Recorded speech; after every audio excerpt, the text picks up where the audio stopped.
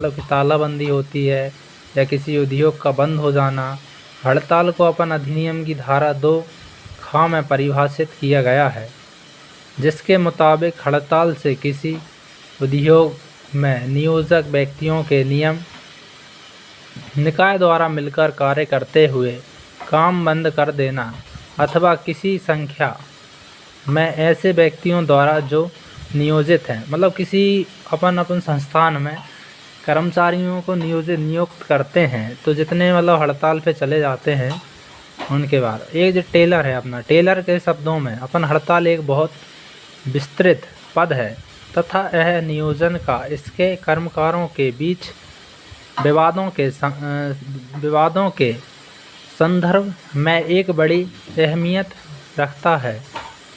काम बंद कर देना मतलब सामूहिक रूप से कोई व्यक्ति सामूहिक रूप से मतलब एकत्रित होकर किसी काम को बंद करता है, मिलकर ऐसा करना जरूरी है, जब ही वह हड़ताल कहलाएगी। यह जरूरी नहीं है कि किसी भी उद्योग के सारे कर्मचारी ऐसा करें। एक विभाग अथवा एक या विभाग के कुछ कर्मकार भी यदि शामिल होकर काम करने से इनकार करते हैं तो वह भी हड़ताल होगी। मतलब कोई कंपनी के एक ही कंपनी के पूरे व्यक्ति करें ऐसा नहीं है, मतलब अलग अलग कंपनियों के सभी व्यक्ति कर सकते हैं, उद्योगों के व्यक्ति।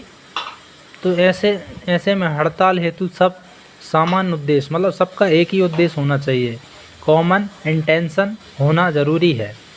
उदाहरण के लिए मूल वेतन, महंगाई भत्ते, बोनस, कार्य साधन और अन्य साधनों की वृद्धि की मांग स्वीकार न किए जाने पर हड़ताल करने पर तुल जाना। इन मांगों में आवास, प्रकाश, यातायात, सुलभ सुविधाओं की मांग भी शामिल हो सकती हैं। हड़ताल सहानुभूति पर भी हो सकती है, जैसे किसी अन्य नगर के किसी स्थापना के कर्मकारण यदि हड़ताल पर हैं तो उनकी मांगों के समर्थन में दूसरे स्थान का संघ वहां हड़ताल का आह्वान कर सकता है।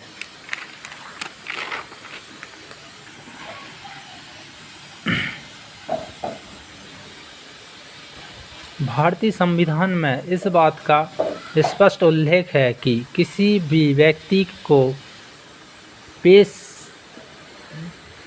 चुनने की किसी भी स्थान पर शांतिपूर्ण ढंग से एकत्रित होने मत प्रकट करने तथा विचारण विमर्श करने की स्वतंत्रता है।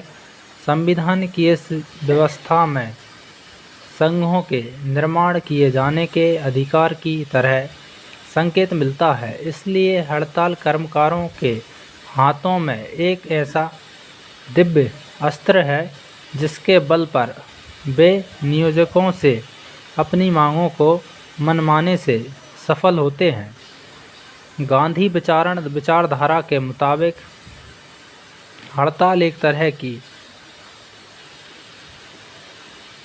पर उसका उपयोग किसी परिस्थिति विशेष में ही शांतिपूर्ण ढंग से होना चाहिए। इसका उपयोग सभी अन्य साधनों और उपायों के विफल होने पर ही होना चाहिए। एक अपना केस है, इसमें कमलेश्वर सिंह वर्सेस बिहार राज्य के बाद में यह बताया गया है कि हड़ताल करना मौलिक अधिकार नहीं है। भारतीय संविधान के अनुच्छेद 19 से आ तथा सा में प्रदत्त अधिकारों में इस तरह के अधिकार का समावेश नहीं है। शांतिपूर्ण ढंग से सीमित प्रदर्शन करना विचार व्यक्ति के अधिकार में आता है और उस पर रोक लगाना अनुचित होगा, लेकिन हड़ताल करने पर अधिकार संविधान में प्रदत्त मौलिक अधिकारों में नहीं आता है। तत्कारण उस पर रोक लगाना असंवैधानिक नहीं है। इस तरह उच्च न्यायालय हड़ताल करने के अधिकार को मान्य नहीं करता। धन्यवाद। मैं आपका